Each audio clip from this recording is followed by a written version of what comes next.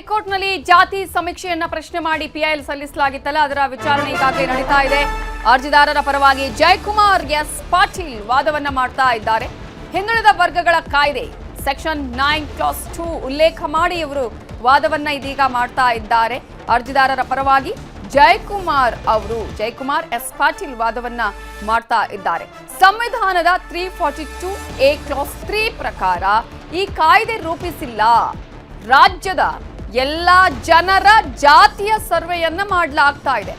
ಇರುವ ಇಲ್ಲದಿರುವ ಜಾತಿಗಳ ಸರ್ವೇನೂ ಆಗ್ತಾ ಇದೆ ಅನ್ನುವಂತಹ ವಿಚಾರವನ್ನು ಅವರು ನ್ಯಾಯಾಧೀಶರ ಮುಂದೆ ಹೇಳ್ತಾ ಇದ್ದಾರೆ.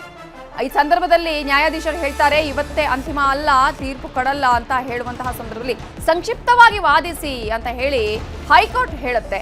ಈಗ ಇರುವಂತಹ ಪ್ರಶ್ನೆ, ಯಾಕಂದ್ರೆ ಒಂದ್ ಕಡೆ ರಾಜ್ಯ ಒಕ್ಕಲಿಗರ ಸಂಘ, ಮತ್ತೊಂದು ಕಡೆ ಅಖಿಲ ಕರ್ನಾಟಕ ಬ್ರಾಹ್ಮಣ ಮಹಾಸಭಾ ಕೂಡ ಈ ಒಂದು ಅರ್ಜಿಯನ್ನ ಹಾಕಿತ್ತು. ಈ ಸಂದರ್ಭದಲ್ಲಿ ಇದೀಗ ಈ ಒಂದು ಪಿಎಲ್ನ ಅರ್ಜಿಯ ವಿಚಾರಣೆಯನ್ನ ಮಾಡ್ತಾ ಇರುವಂತಹ ಸಂದರ್ಭದಲ್ಲಿ ಈಗ ಇಬ್ಬರು ಅರ್ಜಿದಾರರ ಪರ ವಕೀಲರು ಕೂಡ ವಾದ ಮಾಡ್ತಾ ಇದ್ದಾರೆ. ಒಂದ್ ಕಡೆ ಈಗ ಪ್ರಭುಲಿಂಗ ನಾವದಗಿಯವರು ವಾದ ಮಾಡ್ತಾ ಹೇಳ್ತಾ ಇದ್ರು, ಈ ಅಧಿಕಾರ ರಾಜ್ಯಕ್ಕಿಲ್ಲ, ಅದು ಕೇಂದ್ರಕ್ಕೆ ಮಾತ್ರ ಇರೋದು ಅಂತ ಹೇಳ್ತಾ ಇದ್ರು. ಅದೇ ಸಂದರ್ಭದಲ್ಲಿ ಇದೀಗ ಜಯಕುಮಾರ್ ಎಸ್ ಪಾಟೀಲ್ ಅವರು ಕೂಡ ವಾದ ಮಾಡ್ತಾನೆ ಹೇಳ್ತಾ ಇದ್ದಾರೆ, ಯಾವ ರೀತಿಯಾಗಿ ಇಲ್ಲಿ ಈಗ ಸಮೀಕ್ಷೆಯನ್ನ ಮಾಡಲಾಗ್ತಾ ಇದೆ, ಇಡೀ ಜನರ ಜಾತಿಗಳ ಸಮೀಕ್ಷೆ ಮಾಡ್ತಿದ್ದಾರೆ, ಇರುವವರ ಇಲ್ಲದಿರುವವರ ಎಲ್ಲರ ಸಮೀಕ್ಷೆ ಕೂಡ ಇಲ್ಲಿ ಆಗ್ತಾ ಇದೆ ಅನ್ನುವಂತಹ ವಿಚಾರವನ್ನ ಹೇಳ್ತಾ ಇರುವಂತಹ ಸಂದರ್ಭದಲ್ಲಿ ನ್ಯಾಯಾಧೀಶರು ಹೇಳ್ತಾ ಇದ್ದಾರೆ, ಇವತ್ತೇ ಅಂತಿಮವಲ್ಲ, ತೀರ್ಪು ನೀಡಲ್ಲ ಅನ್ನುವಂತಹ ವಿಚಾರವನ್ನ ಹೈಕೋರ್ಟ್ನ ನ್ಯಾಯಾಧೀಶರು ಹೇಳ್ತಾರೆ. ಸಂಕ್ಷಿಪ್ತವಾಗಿ ವಾದಿಸಿ ಅಂತ ಹೈಕೋರ್ಟ್ ಪೀಠ ಸೂಚನೆಯನ್ನ ಕೊಡುತ್ತೆ. ಅರ್ಜಿದಾರರ ಪರ ವಕೀಲರಿಗೆ ಜಡ್ಜ್ ವಿಭು ಭಕ್ರು ಅವರು ಸೂಚನೆಯನ್ನ ಕೊಡ್ತಾರೆ. ಅದಕ್ಕಿಂತ ಮುಂಚೆ ಲಿಖಿತ ಏನು ಇವರು ವಾದವನ್ನ ಮಂಡನೆ ಮಾಡ್ತಾರಲ್ಲ, ಅದನ್ನ ಲಿಖಿತ ಸಾರಾಂಶವನ್ನ ಸಲ್ಲಿಕೆ ಮಾಡಬೇಕಾಗಿತ್ತು. ಅದನ್ನು ಕೂಡ ಈಗ ಅರ್ಜಿದಾರರ ಪರ ವಕೀಲರು ಮಾಡಿದ್ದಾರೆ. ಆ ನಂತರ ವಾದ ಪ್ರತಿವಾದಗಳು ಇದೀಗ ಆರಂಭ ಆಗಿರುವಂತದ್ದು. ಈ ಸಂದರ್ಭದಲ್ಲಿ ಅರ್ಜಿದಾರರ ಪರವಾಗಿ ಮೊದಲನೇದಾಗಿ ಪ್ರಭುಲಿಂಗ ನಾವದಗಿ ಅವರು ವಾದವನ್ನ ಮಾಡುವಂತಹ ಸಂದರ್ಭದಲ್ಲಿ ಅವರು ಹೇಳಿದ್ರು, ಈ ಅಧಿಕಾರ ಇರುವಂತದ್ದು ಅದು ಕೇಂದ್ರ ಸರ್ಕಾರಕ್ಕೆ ಮಾತ್ರ, ರಾಜ್ಯ ಸರ್ಕಾರಕ್ಕೆ ಇಲ್ಲ ಅನ್ನುವಂತಹ ವಿಚಾರಗಳನ್ನ ಹೇಳುವ ಒಂದು ಪ್ರಯತ್ನವನ್ನ ಮಾಡಿದ್ರು. ಯಾಕೆ ಇಲ್ಲ ಅನ್ನೋದನ್ನ ಕೂಡ ಹೇಳಿದ್ರು. ಅದೇ ರೀತಿಯಾಗಿ ಇದೀಗ ಜಯಕುಮಾರ್ ಅವರು ಈಗ ವಾದವನ್ನ ಮಂಡನೆ ಮಾಡ್ತಾ ಇದ್ದಾರೆ. ಇಲ್ಲಿ ಇರುವ ಇಲ್ಲದಿರುವ ಜಾತಿಗಳ ಸರ್ವೇನೂ ಕೂಡ ಆಗ್ತಾ ಇದೆ ಅನ್ನೋದನ್ನ ಕೂಡ ಕೋರ್ಟ್ನ ಗಮನಕ್ಕೆ ತರುವಂತಹ ಪ್ರಯತ್ನ ಮಾಡಿದ್ದಾರೆ. ಸಂವಿಧಾನದ 342A ಕ್ಲಾಸ್ 3 ಪ್ರಕಾರ ಈ ಕಾಯ್ದೆಯನ್ನ ರೂಪಿಸಿಲ್ಲ. ರಾಜ್ಯದ ಎಲ್ಲಾ ಜನರ ಜಾತಿಯ ಸರ್ವೆ ಮಾಡಲಾಗ್ತಾ ಇದೆ.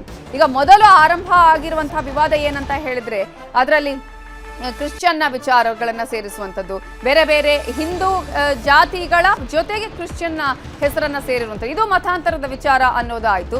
ಆ ನಂತರ ದಸರಾ ಸಂದರ್ಭದಲ್ಲಿ ಈಗ ರಜೆ ಇದೆಯಲ್ಲ, ಈ ರಜೆ ಇರುವಂತಹ ಸಂದರ್ಭದಲ್ಲೇ ಇವರು ಜಾತಿ ಜನಗಣತಿಯನ್ನ ಮಾಡ್ತಾ ಇದ್ದಾರೆ.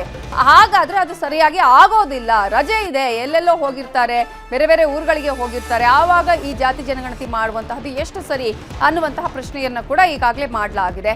ಈ ಹಿನ್ನೆಲೆಯಲ್ಲಿ ಇದೀಗ ಈ ಸಮೀಕ್ಷೆಯನ್ನ ಮುಂದೂಡಬೇಕು ಅನ್ನೋದು ಒಂದು ವಾದ ಆದ್ರೆ, ಮತ್ತೊಂದು ಕಡೆ ಸಮೀಕ್ಷೆ ಮಾಡೋದಕ್ಕೆ ರಾಜ್ಯ ಸರ್ಕಾರಕ್ಕೆ ಅಧಿಕಾರ ಇಲ್ಲ ಅನ್ನುವಂತಹ ವಿಚಾರವನ್ನ ಇಟ್ಟುಕೊಂಡು ಈಗಾಗಲೇ ಹೈಕೋರ್ಟ್ ಮೊರೆ ಹೋಗಿದೆ. ಹೈಕೋರ್ಟ್ನಲ್ಲಿ ಸಾಕಷ್ಟು ರೀತಿಯ ಅರ್ಜಿಗಳನ್ನ ಸಲ್ಲಿಕೆ ಮಾಡಿರುವಂತಹ ಹಿನ್ನೆಲೆಯಲ್ಲಿ ಇವತ್ತು ಈ ಪಿಐಎಲ್ನ ವಿಚಾರಣೆಯನ್ನ ಮಾಡ್ತಾ ಇದೆ ಹೈಕೋರ್ಟ್. ಈಗ ಅರ್ಜಿದಾರರ ಪರವಾಗಿ ವಾದವನ್ನ ಮಂಡನೆ ಮಾಡ್ತಾ ಇದ್ದಾರೆ. ಅರ್ಜಿದಾರರ ಪರವಾಗಿ ಯಾವ ಕಾರಣಕ್ಕಾಗಿ ಇಲ್ಲಿ ಕರ್ನಾಟಕ ಸರ್ಕಾರಕ್ಕೆ ಅಧಿಕಾರ ಇಲ್ಲ ಅಥವಾ ರಾಜ್ಯಕ್ಕೆ ಅಧಿಕಾರ ಇಲ್ಲ ಇಲ್ಲಿ ಜಾತಿ ಗಣತಿಯನ್ನ ಮಾಡೋದಕ್ಕೆ ಅನ್ನುವಂತಹ ವಿಚಾರವನ್ನ ಅರ್ಜಿದಾರರ ಪರ ವಕೀಲರುಗಳು ಇದೀಗ ಹೈಕೋರ್ಟ್ನ ಮುಂದೆ ಮಂಡನೆ ಮಾಡ್ತಾ ಇದ್ದಾರೆ. ಅರ್ಜಿದಾರರ ಪರ ಜಯಕುಮಾರ್ ಎಸ್ ಪಾಟೀಲ್ ಅವರು ಕೂಡ ವಾದವನ್ನ ಮಾಡ್ತಾ ಇದ್ದಾರೆ. ಹಿಂದುಳಿದ ವರ್ಗಗಳ ಕಾಯ್ದೆ ಸೆಕ್ಷನ್ 9 ಕ್ಲಾಸ್ 2 ಅನ್ನ ಉಲ್ಲೇಖ ಮಾಡಿ ಅವರು ವಾದವನ್ನ ಮಾಡ್ತಾ ಇದ್ದಾರೆ. ಇದರಲ್ಲಿ ಪ್ರಮುಖವಾಗಿ ಅವರು ಹೇಳ್ತಾ ಇರುವಂತದ್ದು, ಸಂವಿಧಾನದ 342A ಕ್ಲಾಸ್ 3 ಪ್ರಕಾರ ಈ ಕಾಯ್ದೆಯನ್ನ ರೂಪಿಸಿಲ್ಲ ಅನ್ನುವಂತಹ ಒಂದು ವಿಚಾರವನ್ನು ಕೂಡ ಅವರು ಹೇಳ್ತಾ ಇದ್ದಾರೆ.